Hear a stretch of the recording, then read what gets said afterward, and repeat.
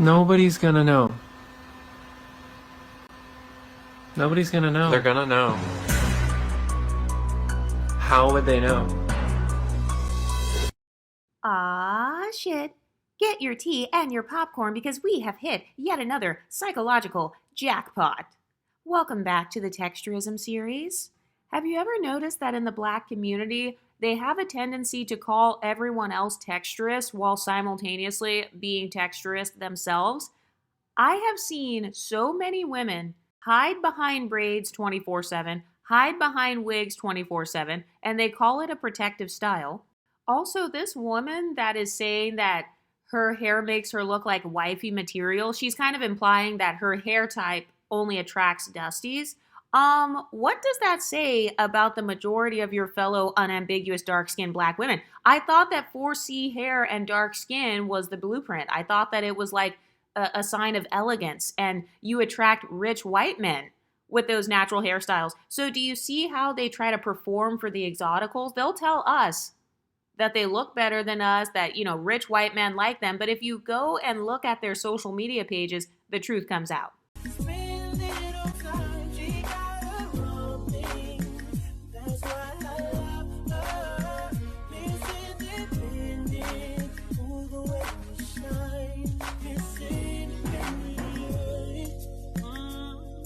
Everything you say, don't worry, I got it. And everything she got best.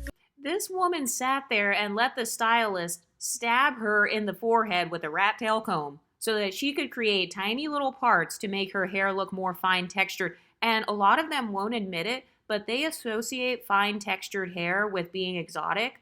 Especially if you have fine hair that is also like a type 3. And I've said this before, most unambiguous women, they don't want to have these three things at the same time. Dark skin, broad features, and type 4 kinky hair. They don't want to have all three of those features at the same time because they don't feel pretty like that in a lot of cases. So that's why they're going out of their way, spending hours in the salon trying to do a slick back bun just so they can mimic an exotical.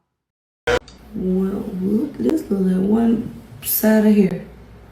I think I think the white and the Puerto Rican mixed in together with my hair. Cause it'd be like curly, but it'd be like straight. Then it's thin, but then the roots stick. It's like, come on now.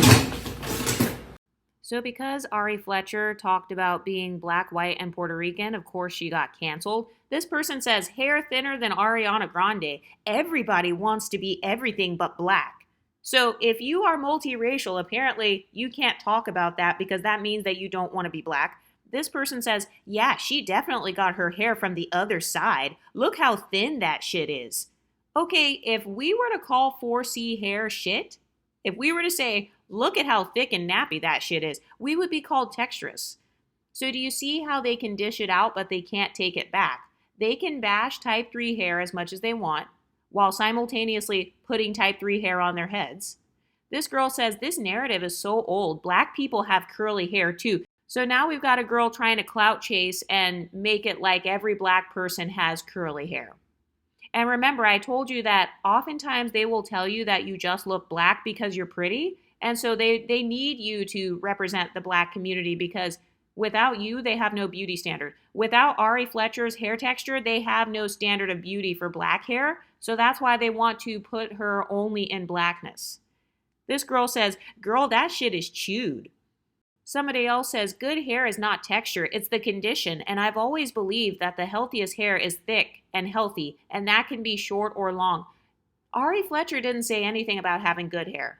So do you see the projection? If you have type 3 hair that's silky, you're going to get canceled and you're seen as showing it off. But then if you have type 3 hair and you wear wigs, then you get canceled for wearing wigs as well. And people will be like, oh, well, if your hair is so silky, why don't you show it off? Well, look what happens when you show it off. Look at Ari Fletcher. She was showing off her natural hair, doing a style, and then people were canceling it.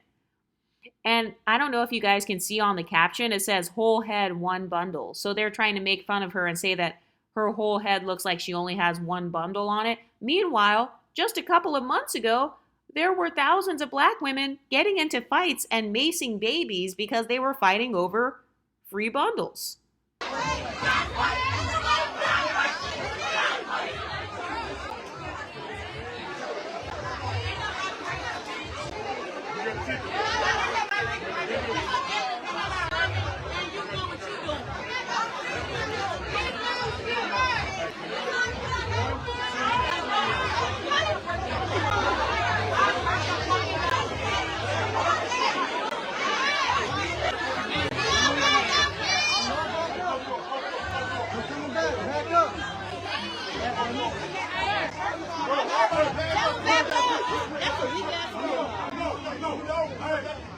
This person says saying her white side is why she had curly hair is giving anti-black, because what?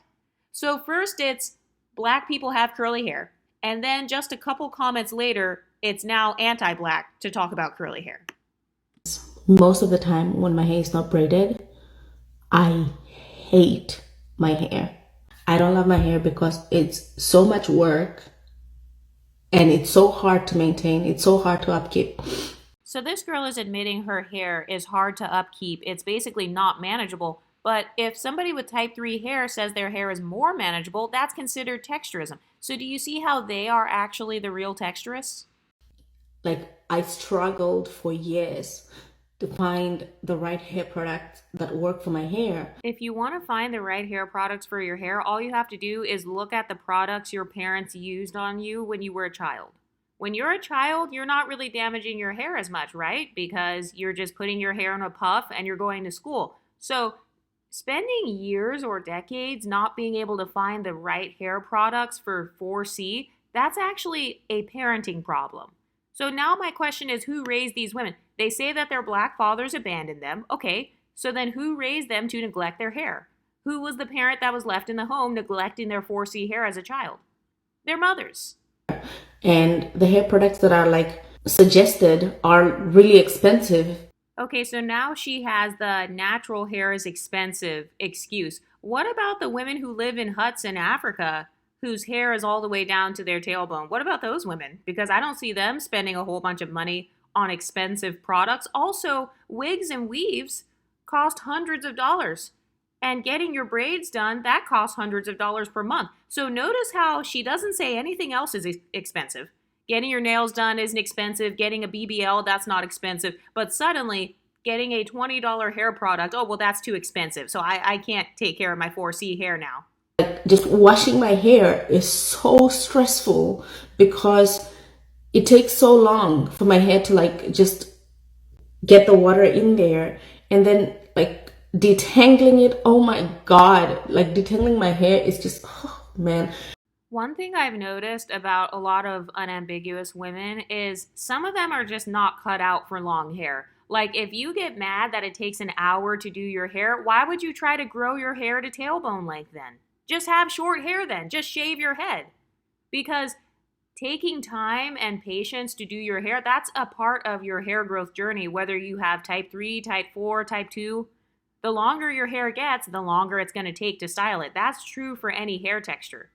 And then on top of that, so you're done. For hair that takes so long to get water in there, it dries so fast and then it just shrinks, and I'm just so stressed because I don't know what to do about it.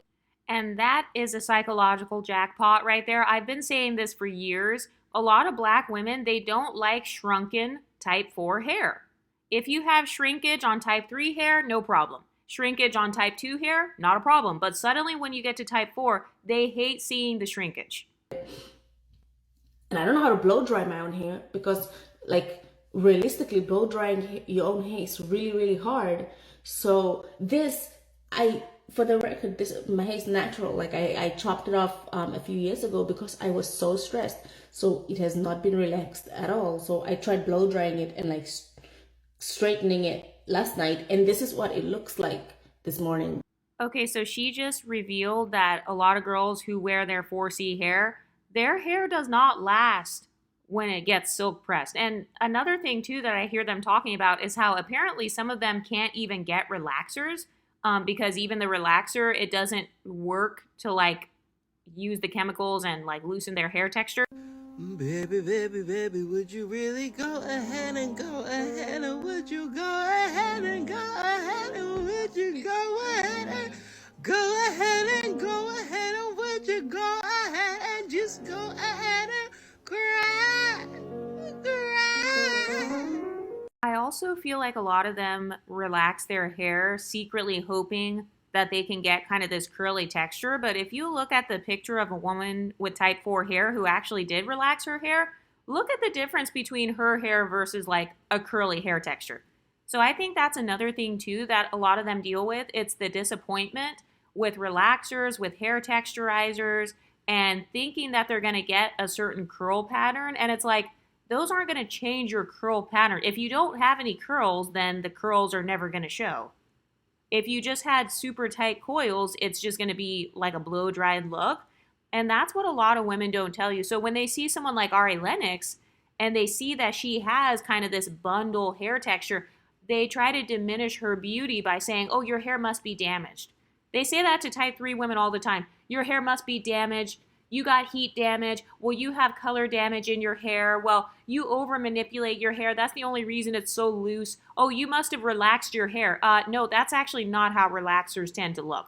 Relaxers on type 4 hair, they mimic this woman's hair right here.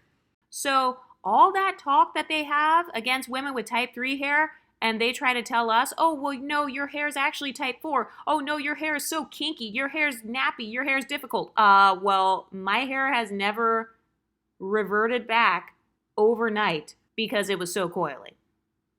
So notice how they try to make it seem like their hair is so much easier and their hair is so versatile. That's one of their main talking points, right? They say, oh, we're the blueprint. We have the most versatile hair out of everybody in the world. My hair looks better than yours. You have stringy ramen noodle hair. Your whole head looks like one bundle. But then when you have a woman actually being honest about her hair texture, she tells the truth. And notice how majority of their problems comes from trying to make their hair do something it's not supposed to do. If you have 4C hair, your hair doesn't naturally go straight and hang down. Your hair naturally grows upwards and it naturally coils and shrinks. That's a sign of healthy hair.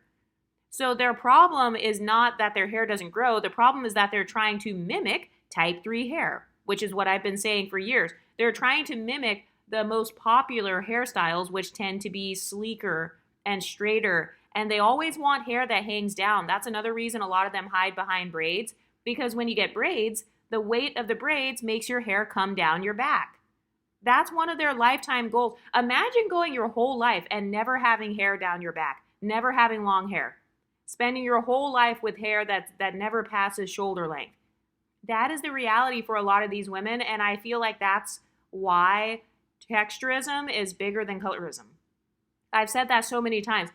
Their texturism trauma is so much deeper than the colorism trauma, because colorism, they call that out. Texturism, they hide behind that. You know, they're pretending that they want to wear braids 24/7, when in reality they just want hair that mimics straight hair and goes down their back. Because if I have to go and have it done, you're paying someone's entire mortgage just to have your hair done, just to have it washed, to have it blown out, to have it braided. It's like paying someone's entire mortgage. So it's expensive to have it done. And I'm convinced at this point that a lot of women who think like this, they don't actually want to be natural. They're only natural so they can prove to the exoticals that they love themselves. They're only natural so they can prove to black men, or, you know, they can prove in front of men that they have confidence. They don't actually want to be natural because they end up having attitudes like this. And it's like, ma'am, do you know how many women with 4C hair, they just straighten their hair? They're a straight natural. They do silk presses. They do weaves, relaxers, texturizers. They put it in cornrows and put it under wigs. And I'm not saying those are the healthiest hairstyles, but a lot of the time when they wear their natural hair, it's performative. They don't actually like looking like that, and they don't actually like dealing with the texture of their hair. Like, we need to be realistic when we talk about black hair, especially like really thick hair. My hair is not soft. This is not soft. This is hair that was blow dried and straightened last night. This is not the state of my hair. My hair would be I hate to come on here looking like this, but y'all, I just have to complain real quick. Taking care of natural 4C hair is so much work. What? I've literally been washing my hair, conditioning it, and putting in a hair mask for 2 days straight. First of all, I have not heard of not one hair product that tells you to put the hair mask in your hair for 48 hours. That is not even a thing. So they're over here making up stuff. They're using products in a way they're not supposed to be used, and then they have the audacity to come and complain that it didn't work. Yesterday, I was in the shower trying to wash my hair. Almost passed out in there from all the hard work I was doing. Literally. Just from washing my hair and the steam and everything, almost passed out in the shower. Got out. Now I'm doing a hair mask. Literally taking me so long just to twist my hair to let the mask sit in. Whoa. Like, this is a lot of work. People who, ask, why don't you wear your natural hair? You should wear your natural hair more. Are you going to come and style it for me? What style can I even do right now? Y'all, this is so much work. I am so stressed. So they want to call out the flaws and the stresses that come with type 3 hair. And then when we call out the flaws that come with their hair textures, they get upset. And I have no problem if you have 4C hair and you want your hair to look like type 3. That's not the problem. If you're an exotical with 4C hair and you like silky hairstyles, that is no problem as long as you admit, hey, curly hair is gorgeous. I think type 3 hair is very beautiful. I want my hair to look like that, because curly hair is my internalized beauty standard. Do you see how easy it is to simply compliment curly hair? Do you see how easy it is to just compliment another phenotype instead of pretending like you look better than that phenotype and then, making other women your enemy, accusing them of being texturous while simultaneously wearing their hair texture? So it's not the beauty standard that I have a problem with, because I love being a beauty standard. It's the fact that they don't want to acknowledge our beauty. They don't want to admit that we are a part of their internalized beauty standard. They want to pretend like no one wants to look like nobody wants curly hair. Nobody's jealous of curly hair. And they know that that's not the case. Okay, but can we talk about how it is the worst? How I hate having to take my hair out of braids or anything that is for protective style. First of all, you can literally hear her ripping her hair out. Look at how much arm strength she's using. Look at that bicep that she's building just by ripping her hair out of the side. And then she says, oh, it's so hard to take care of 4C hair, taking it out of a protective style. Okay, so then stop calling it a protective style.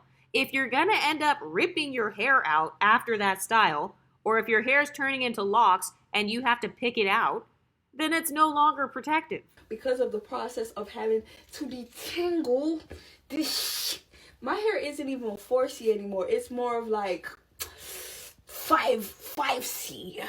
And then it's not even no shade to natural community or anything like that. It's just the struggle is real.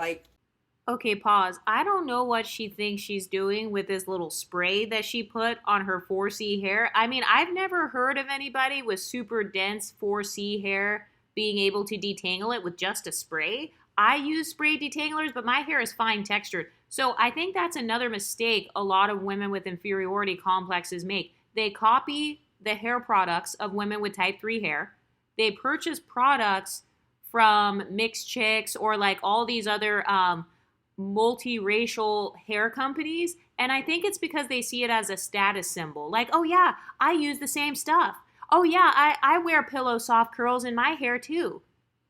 I use the same thing. You just look black. Your hair is exactly like mine. But then you see them in reality. This girl, she just tried to spray her hair with something and she's having to rip it out. So clearly that product is not working.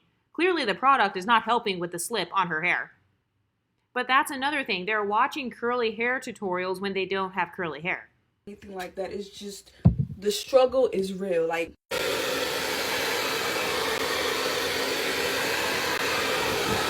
Have 4C hair, this is African, strong hair. So if you have strong hair like this, you can definitely relate to what I'm saying.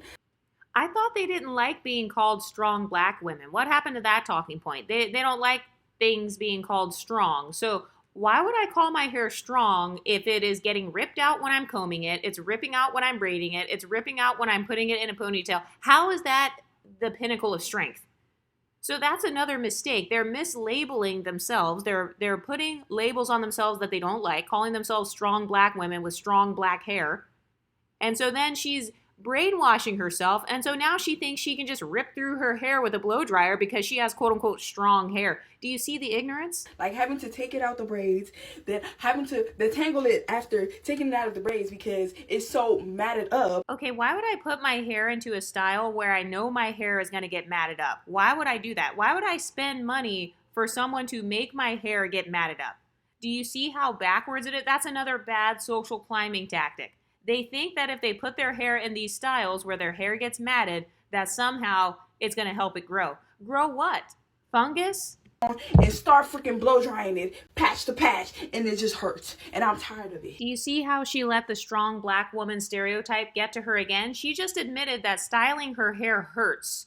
Okay, that's a toxic part of the black culture. That, oh, you're just tender-headed. Hair care is not supposed to hurt. Anybody that I know who has long hair, it doesn't hurt when they style their hair. Like for me, as a person with long hair, I have never gone through pain when I'm washing my hair. If I'm going through pain, then I'm doing too much. That means I'm putting tension on my hair. That means I'm putting too much tension on my scalp. So I washed my hair yesterday because I straightened it and I got tired of it. But now I have to deal with a whole nother problem, which is actually getting it into a ponytail.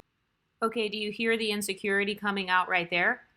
This woman just admitted she's insecure about ponytails. So forget the whole wigs, weave, relaxer, hair texture. Now apparently they're also insecure about wearing ponytails. This is one thing I heavily don't like about my hair, how I have to dedicate a whole day to actually doing it. Detangling takes hours, styling takes hours, even putting it in a little slick back takes like an hour. So if you have a hair texture where you are able to put your hair in a slick back bun in under an hour, you are benefiting from a form of texturism then. Because this woman just admitted it takes her an hour just to do that little sock bun or whatever. And they say, oh, girls with silky hair, they're so cocky. Well, yeah, I'm going to be cocky if I find out that you just spent an hour getting your hair to look like mine. I'm definitely a part of your internalized beauty standard then. Detangling takes hours, styling takes hours, even putting it in a little slick back takes like an hour. And they're spending all this time, spending hours on their hair just because they don't like type 4C hair with shrinkage. That's what it is. They don't like type 4 and they don't like shrinkage. So the hours that they're spending is really just hours on trying to stretch their hair out. That's what it is. Also, why do I see more light-skinned women repping their type 4 hair versus dark-skinned black women? Why do I see more biracial women rocking their 4C hair versus unambiguous black women? I'm convinced that it's because MLS women deal with less isms because, like I said, in the black community, their standard for ugly is these three things right here. They don't like this combo: dark skin, broad features, and shrunken, coarse hair. So that's why we tend to see more MLS women getting away with wearing their hair coarse because they don't have the other two isms working against them. And this is according to the black community's own talking points. Hard it is to actually do my hair. Oh, and because I have to wear a cap, I can't wear it in a high puff. It has to be a low puff. I've asked to wear visors in the past and I was told no. So yeah, this is gonna be a whole nother problem. But what do you ladies think? Let me know in the comment section and I'll talk to you next time. Stay pretty, ladies.